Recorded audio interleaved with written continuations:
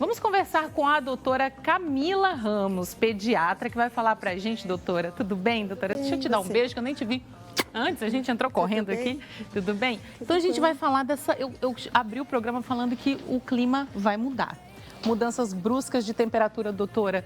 Como que as crianças aguentam isso, não é? Nem os adultos, né? Estão aguentando. Sim. Tá terrível. Eu vim pra cá, tava uma ventania, um pó. Tá, né? demais. Tempo seco, né? Uhum. E assim, doutora, de madrugada, a temperatura às vezes está ali em torno dos 15, 14 graus.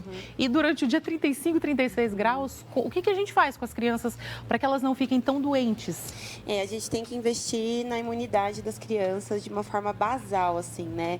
Então, um atendimento, assim, bem completo, vendo todas as questões para que essa criança fique menos doente, porque os fatores externos está difícil da gente conseguir controlar, porque as mudanças de temperatura brusca, né? Então, de dia está 35 graus, à noite está 15 graus. Então, isso já predispõe algumas doenças respiratórias, né? Como asma, laringite. Então, essa mudança por si só já pode desencadear essas crises. Aí, associado a isso, a gente tem o clima seco, que não chove, então muito pó. Né? Isso aumenta, isso piora. Aumenta, então, piora, né? Abaixa a umidade do ar também, que deixa a respiração muito ruim. Então, a gente tem que tentar investir no que a gente consegue controlar. Então, tentar, assim, melhorar ao máximo a alimentação, né? Suplementação para as crianças que precisam, tratar doenças de base. Então, assim, se a criança já tem uma rinite, então, vem esse clima seco. Então, ela fica sempre com secreção nasal. Isso predispõe que ela pegue mais quadros, né, das outras crianças, porque ela já está com aquele nariz com secreção. Então, já é um meio propício para que os vírus e as bactérias se instalem. Então, a gente tem que cuidar desse basal e também ter uma boa assessoria para não ficar usando tanta medicação desnecessária, porque isso também enfraquece as crianças, né?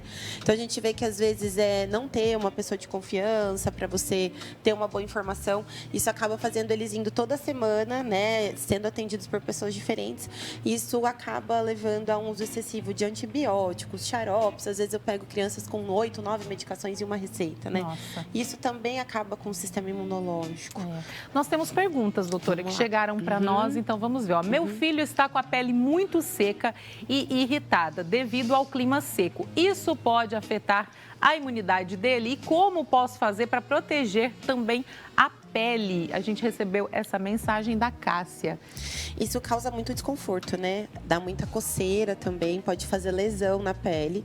E essa lesão aberta pode favorecer infecções de pele. Então, a gente tem que cuidar da pele. A pele também Isso, é importante. Muito. Então, duas formas principais, né? A gente evita de perder a oleosidade, então, banhos muito longos ou muito quentes. E né? no frio a gente acaba...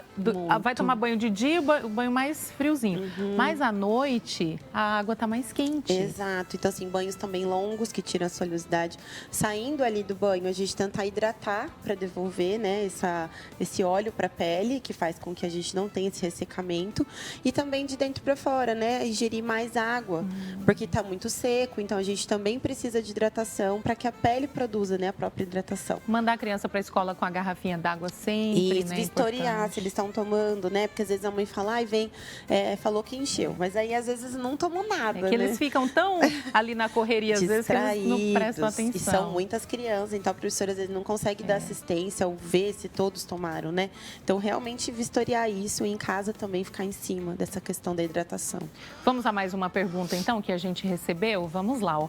Percebo que meu filho está tendo tosse e congestão com mais frequência. Isso pode estar relacionado às mudanças de temperatura e a esse clima seco? A doutora já comentou que sim, né? Que tem muito a ver.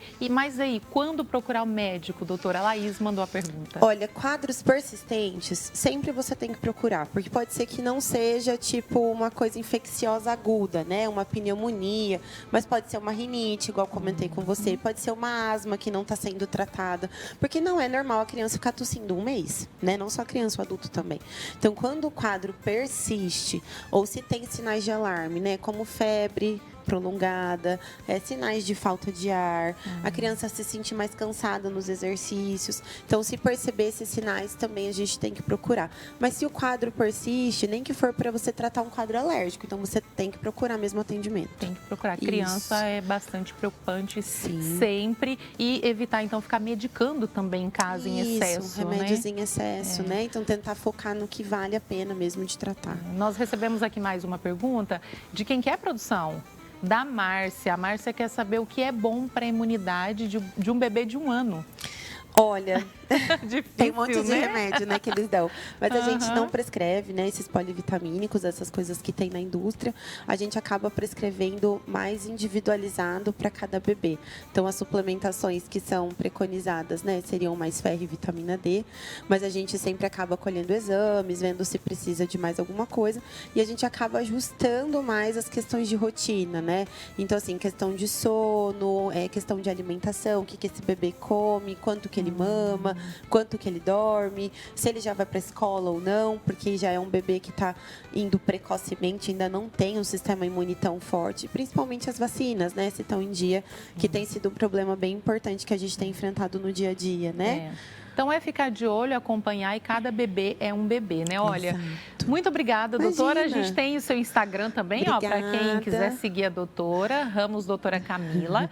Olha lá, entra, tira dúvidas, manda mensagem para a doutora, segue. Tem bastante videozinhos lá, né, doutora? Tem. Você tira, então, dúvidas. Tiramos. Muito obrigada. Obrigada pelo convite. Até mais. Tchau, tchau. Tchau, tchau.